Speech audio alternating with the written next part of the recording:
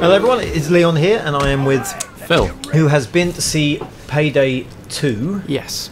You played the first one as well, didn't you? Yes, I reviewed it.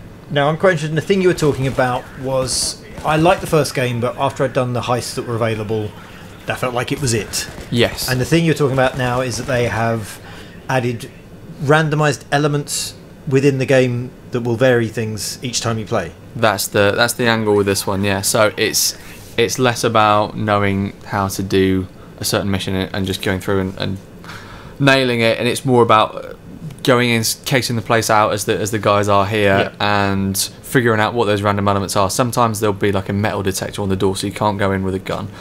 Sometimes there'll be a security guard down this alleyway. Sometimes there won't. So it's about kind of prepping, which like just increases the realism and makes it a bit more like that kind of heist fantasy that everyone's got. So it's very exciting, yeah. So the thing I found with the original game was, there was a sort of a point you reached at which all hell was going to break loose, whatever. Do you have more control over the heist itself? Like, so if you hide a body, if you take more control of the situation, do you get more out of it? In theory, yes. So this is a very stealthy playthrough where everyone's going around and pistol whipping cameras and hiding bodies and everything. When the developers were showing the game to me, they tried to do stealthy and they messed up. So they couldn't even, even in their own game, there were so many uncontrollable elements that that determined they had to sort of change the plan, and that made it was a really fantastic moment. Actually, it was a really exciting playthrough. We see a lot of them, but all the random elements meant that they just started shouting and swearing at each other and just reforming this plan on the fly.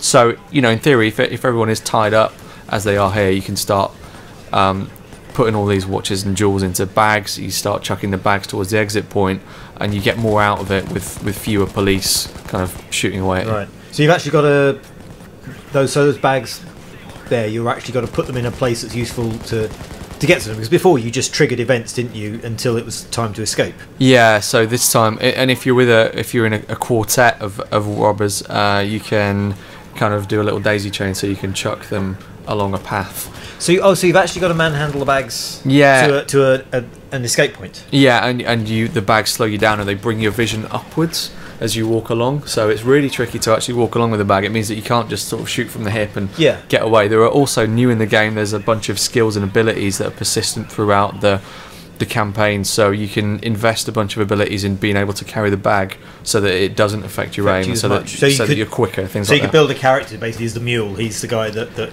takes the bags. So if you're playing with mates, one of you can be, okay, I'm the guy with the drill and I'll put my points into the drill, make it silent and really quick. Another guy can be handling the bag, another one is the gun, everything like that. And I think it really is a game to be played with mates rather than strangers who are going to want to ruin it for you. I mean, I loved the first game because I love the idea of working together with a team of people and trying to take out the alarms and stay stealthy, but it was almost impossible because someone within 10 seconds would shoot a guard or do something wrong and all hell would break loose. And it was a very touchy stealth, wasn't it? It was very unforgiving. Yeah, it was twitchy, and I have to say this game does look technically a bit twitchy too. We should point out it's still pre-alpha at the moment, so it's hard to say whether it's going to be a bit more robust than Payday 1. And I think that was really one of my only problems with it, is that you felt like you were in danger of breaking it sometimes.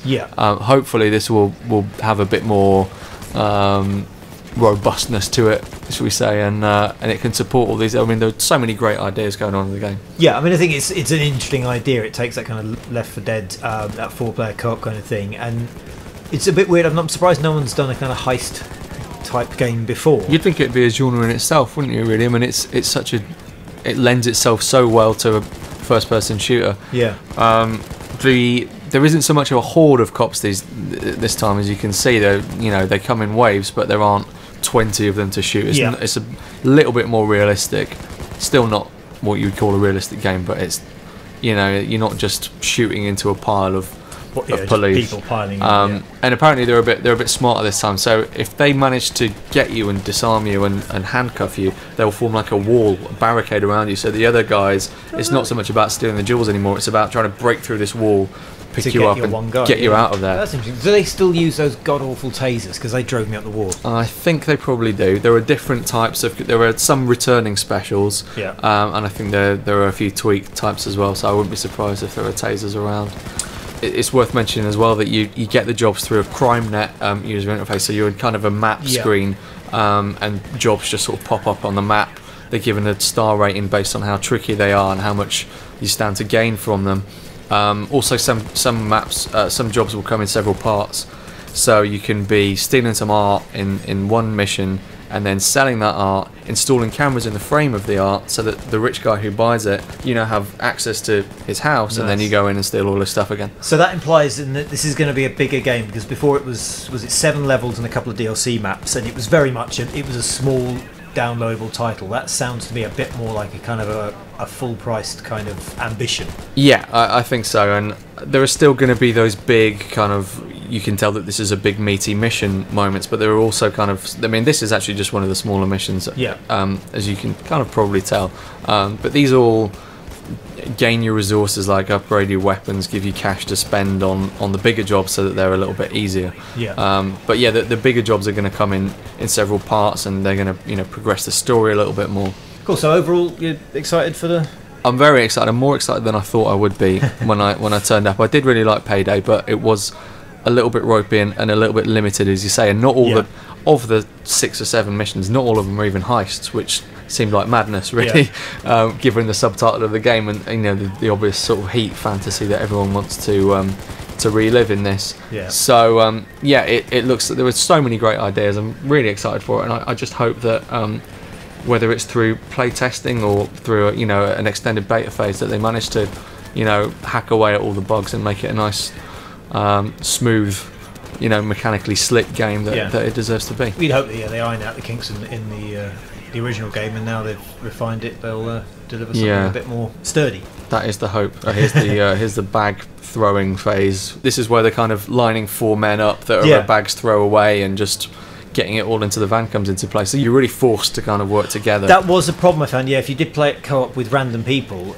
there'd always be someone who just played it like a shooter, and there was no planning, there was no communication. It was just absolute carnage breaking out. So I guess maybe the bag throwing technique is a way of forcing people to play together without it necessarily feeling forced. Yeah, I spoke to developers about it, and they said there's only so much you can do to prevent people being idiots online. You can't completely force their hand, but there are subtle things you can do that make it a lot more fulfilling when you do work as a team, and that's why I think really this is a game for mates to play. Lovely, thank you very much.